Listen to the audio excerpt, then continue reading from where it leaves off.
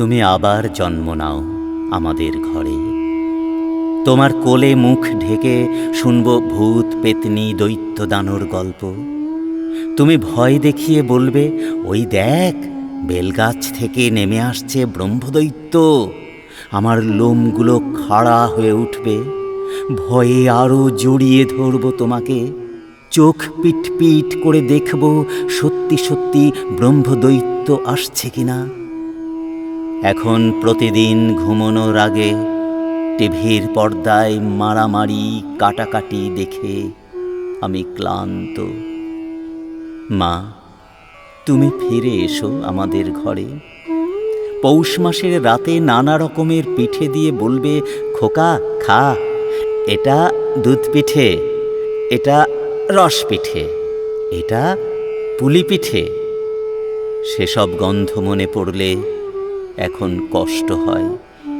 রাতে বাড়ি ফেরার সময় আমরা আনছি fast food, chowmein, chilli chicken, Mughlai, tandoor অথবা শিক কাবাব।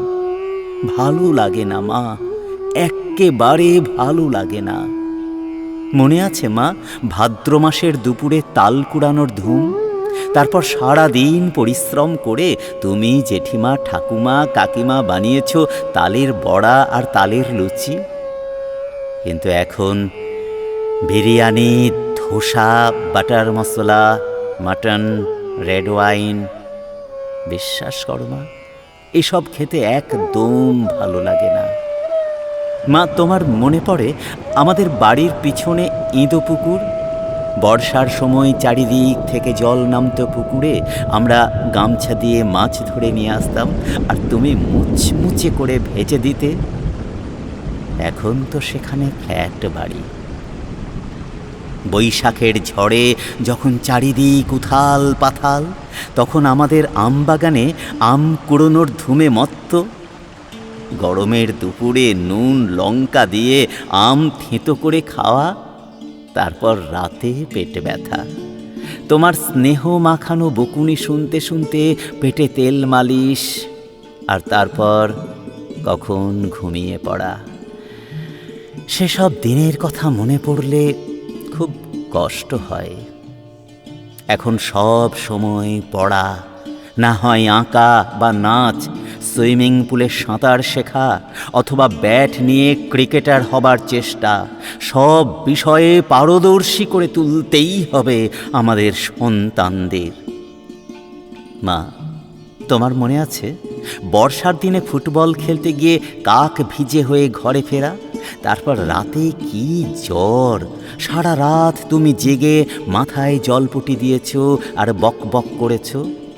সকালে কখন ঘুমিয়ে পড়লাম তোমার স্নেহ মাখানো স্পর্শে। এখন আমাদের ছেলেদের বর্ষার দিনে ঘরের সব জানালা দরজা বন্ধ। বর্ষায় কাগজের নৌকা তৈরি করে ভাসানো, সে তো ভাবতেই পারে না। মা, তুমি পুজো করবে বলে ভোরবেলা বন্ধুদের সঙ্গে ফুল চুরি করতে বেড়ানো। তুমি বলতে, খোকা যাস নে, দেখবি কোন দিন নিশি ডেকে নিয়ে গিয়ে জলে ডুবিয়ে মারবে। এখন তো ফ্ল্যাট বাড়ি, মাটি নেই, টবে ফুল গাছ, তাও প্রতিযোগিতায় দেবার জন্য। মা, তোমার নিশ্চয়ই মনে আছে দুর্গাপুজোর 1 মাস আগে থেকে আমাদের নারকেল গাছ থেকে পাড়া হতো নারকেল। বাবা নিয়ে আসতেন ছোলা, তিল, আখের গুড়। সারা দুপুর বাড়িতে ভাজা হচ্ছে মুড়ি, চাল ভাজা, তৈরি হচ্ছে মুড়ির, নারকেলের, তিলির, সিঁড়ির নাড়ু, কুসুম দিয়ে চাল ভাজা। আমরা তোমার পিছনে হাত বাড়িয়ে, তুমি বকছো আর একটু করে দিচ্ছ। কি আনন্দ তখন, সারা দিন পুজো পুজো গন্ধ।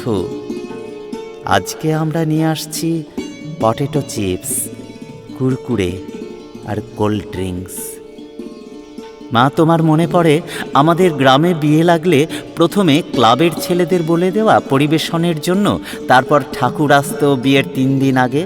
মিষ্টি বোঁদে তৈরি হতো রাত জেগে, কাকা জেঠু থাকতেন সারা রাত দেখাশোনা করতে।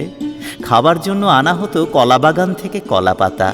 প্রথমে নুন লেবু শাক দিয়ে শুরু, দই পাঁপড় বোঁদে মিষ্টি দিয়ে শেষ। এখন ক্যাটারারের যুগ, আগের বিষয় এখন অতীত। মা, তোমার মনে পড়ে সেবার মালা দিদির বিয়েতে রহমত চাচা আর কালু জেঠুর মধ্যে মিষ্টি খাওয়ার প্রতিযোগিতা? সবটা খাওয়ার পর ওরা দুজনে একটা করে বালতির মিষ্টি শেষ করে ফেলল। আমাদের তো চোখ ছানা বড়া। জল পরিবেশন আর নুন দেব বলে আমি আর বাদল দুদিন ধরে কালী জেঠুর পিছন পিছন ঘুরেছিলাম। এখন ক্যাটারার, খাবারের তালিকাও গেছে পাল্টে। প্রথমেই ফিশ ফিঙ্গার অথবা কবরেজি কাটলেট, তারপর মটর বিরিয়ানি, চিলি চিকেন, বাটার মশলা, মাটন, আরও কত কি। কিন্তু এই সব এদের মধ্যে নেই রহমত চাচা আর কালু জেঠু। আছে শুধু ধার করা লৌকিকতা।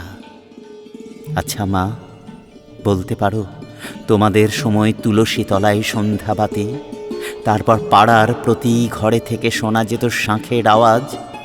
আমরা সমস্ত ভাই বোন মিলে সুর করে গাইতাম, ভবসাগর তারণ কারণ হয়ে গুরুদেব দয়া করো দীন জনে। তারপর সব ভাই বোন মিলে একটা লণ্ঠনের আলোয় পড়তে বসা। এখনো মনে পড়লে হাসি পায়। কি ঝগড়াই না করতাম দিদির সঙ্গে। লণ্ঠনের ডান্টিটা মাঝে মাঝে লুকিয়ে ঘুরিয়ে দিতাম, তারপর ব্যাস। কিন্তু এখন তো টেবিল, চেয়ার, রিডিং রুম, ইলেকট্রিকের আলো, একটা ঘরে একটা। তবুও জানো মা, সেদিন একজন বৃদ্ধ লোক ব্যাংকে দাঁড়িয়ে আমাকে বললেন, বাবা একটু ব্যাংকের ম্যানেজারকে বলে দেবে আমার পেনশনটা যাতে আজকে দিয়ে দেয়। ওই টাকাটা আজকে বৌমার হাতে তুলে না দিলে খেতে দেবে না আমাকে। ছেলের বাড়িতে যে কুকুর আছে, মানে লুসি, সেটার জন্য প্রতিদিন আসে মাংস। লুসি ওদের বিছানায় শোয়। বৌমা লুসিকে ছাড়া ঘুমোতেই পারে না। অথচ আমার জন্য বরাদ্দ হয়েছে সিঁড়ি তলায় কোনো রকমে 6 ফুটের একটা তক্তপোষ। বেশি বললে ওরা বৃদ্ধাশ্রমে পাঠিয়ে দেবে বলেছে। মা, তুমি নিশ্চয়ই ভুলে যাওনি আমার জন্মদিনে তুমি বানাতে পায়েস, লুচি, আলুর দম। মিষ্টি আসতো ভোলা জেঠুর দোকান থেকে। জেঠু, কাকা, দাদা, দিদি, ঠাকুমা, দাদু সবাই মিলে সেই কি আনন্দ। এখন আমাদের সন্তানের জন্মদিনে খাবার আসে বড় রেস্তোরাঁ থেকে, অথবা পার্টি দিই কোনো বড় হোটেলে। মা, তুমি ফিরে এসো। আমরা ফিরে পেতে চাই সেই স্বপ্নের দেশ। কৃত্রিমতা আর ভালো লাগে না। আমি শুধু ভাবি, এ কি এগিয়ে যাওয়া না পিছিয়ে পড়া? আমার তো মনে হয় 1 পা আগে তো 2 পা পিছিয়ে। মূল্যবোধ, মায়া, মমতা, দায়বদ্ধতা এসব আজ অলীক কল্পনা। কিন্তু সনাতন ঐতিহ্যই তো ফেরাতে হবে মা।